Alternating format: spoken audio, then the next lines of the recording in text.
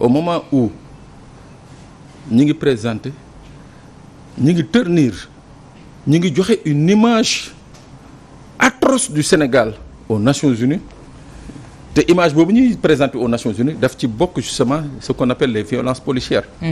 C'est en ce même moment qu'on nous dit que fii Sénégal Ndakaaru am na ci xale bu jigéen bu ñàkk bakkanam ci lan ci benn contrôle de police. On ne sait pas si c'est avéré ou c'est pas avéré, mais de toute façon c'est l'information. Sa famille li mu wax et jusqu'à preuve du contraire on considère que sa famille li ñu wax lu am la lu mun a am la ndaw si génn na contrôle de police ñu arrêté ko laaj ko ci biir laaj bi am ci ay wax yu jib genre daal.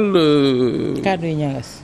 ah tontonte kàddu yu ñagas. waaw tontu yu ñagas voilà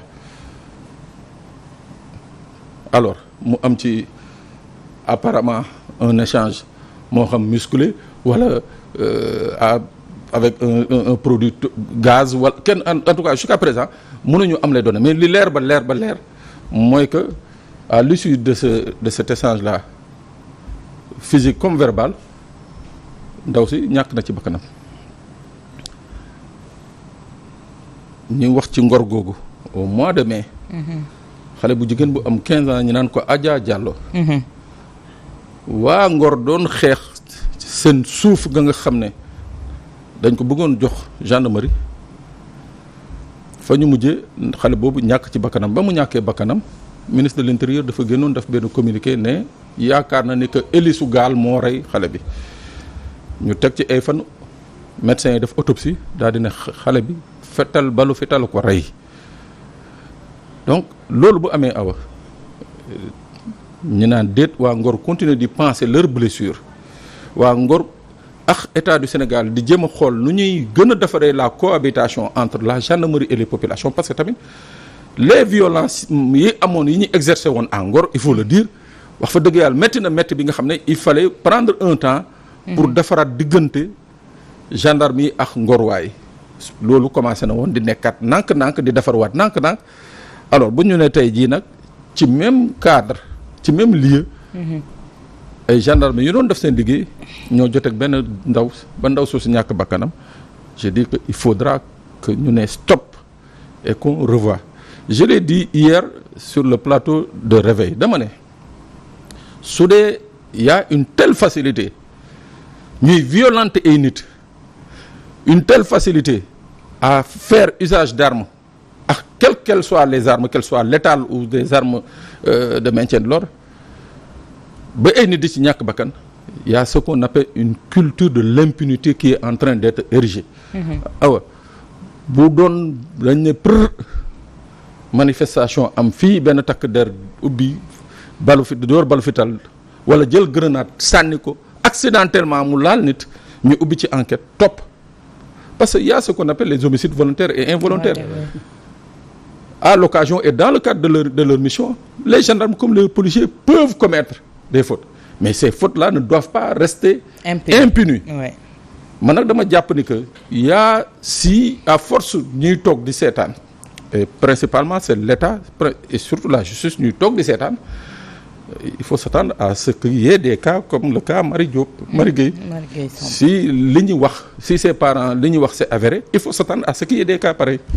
Mais si on avait dit stop bi bavure yooyu amoon à Ngor ci weeru mai bi ñu génn tey jii est-ce que yaakaar nga ne li xewaat tey jii et pourtant dafa waroon am benn cohabitation avec nos forces de défense et la population parce que dañuy jàpp ne lu ci ëpp ces forces de défense là devraient être aux côtés des populations.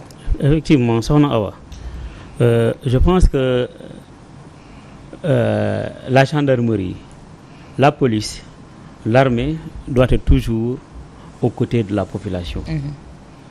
ñu war a aar la gendarmerie surtout la police parce que ñoom leur mission c'est quoi c'est de protéger la population léegi yow population boobu gi nga war a protéger nga koy violenter mais on a vu des exemples un peu partout dans le monde yoo xamante ne policiers dañuy taxaw ni les manifestants ou bien les populations taxaw ni mais du am benn problème mais à chaque fois au Sénégal policier ou bien gendarme ou bien ñoom la première des choses quand il y a une chose c'est de réprimander d'abord, c'est-à-dire il faut d'abord négocier et déglu et pour pouvoir, c'est-à-dire s'il y a des solutions yoo xamante ne sans la violence ñu appliquer solution yooyu mais tëf nga indi doole.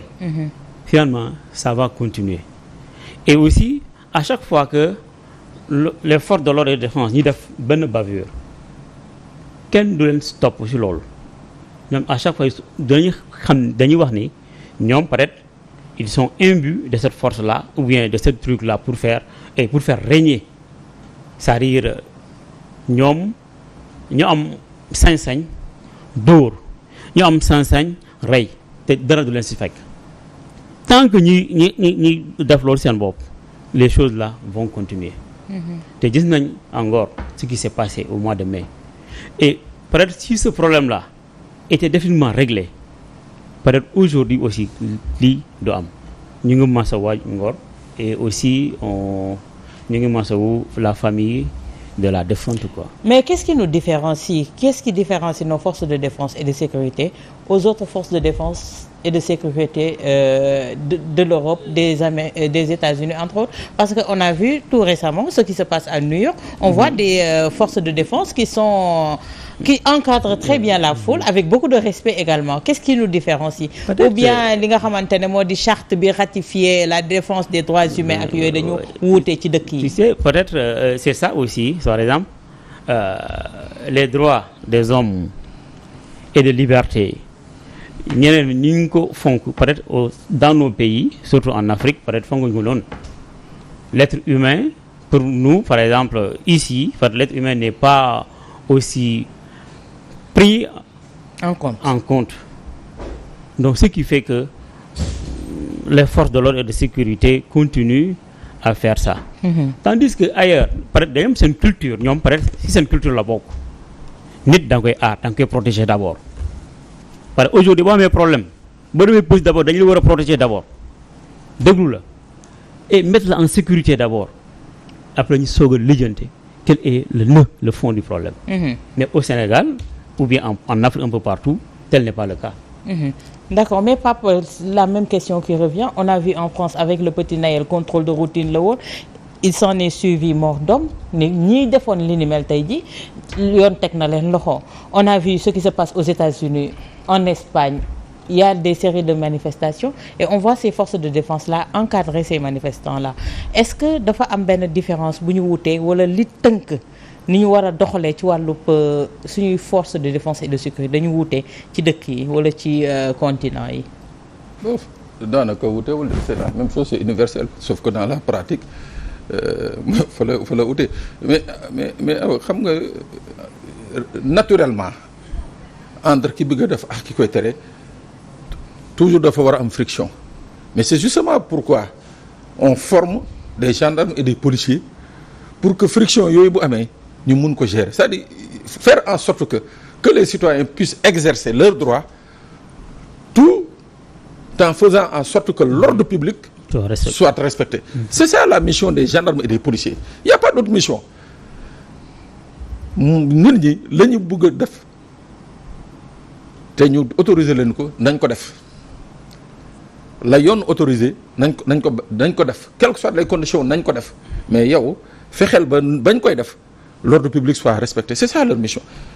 Mais imaginez yaa ngi wax démb ce qui se passe un peu partout, wax kaawu Nawel kaawu état, mais xoolal démb États-Unis, xoolal démb barki démb les confrontations qu'il y a eu entre les camps pro-pouvoir et pro-opposition.